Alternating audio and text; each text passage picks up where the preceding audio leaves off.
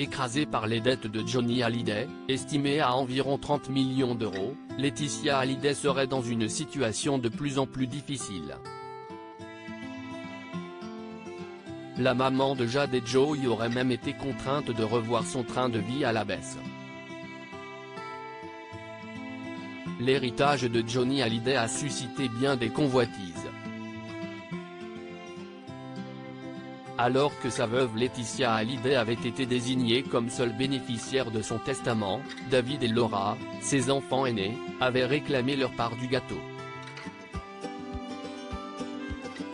Refusant de croire que leur père puisse les déshériter, le fils de Sylvie Vartan et la fille de Nathalie Baye avaient porté l'affaire devant la justice. Mais après plus de 2 ans de bataille devant les tribunaux, ils étaient parvenus à un accord. Conformément à la dernière volonté du papa de 4 enfants, c'est la maman de Jade et Joey qui a raflé la mise.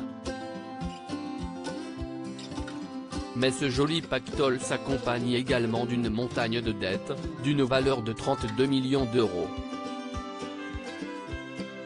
Résultat, contrairement à ce que peuvent penser certains, la fille d'André Boudou est loin de mener la grande vie.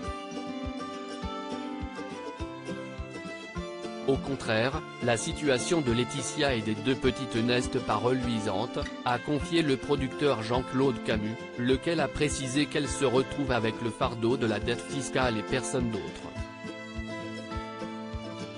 Une situation à laquelle a dû s'adapter la compagne de Jalil Lesper, qui a dû revoir son train de vie à la baisse.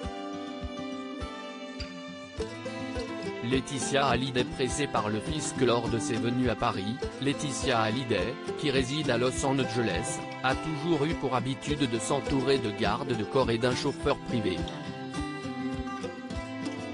Mais comme le rapporte le magazine Public, c'est seule qu'elle a dû se débrouiller lors de son dernier passage dans la capitale.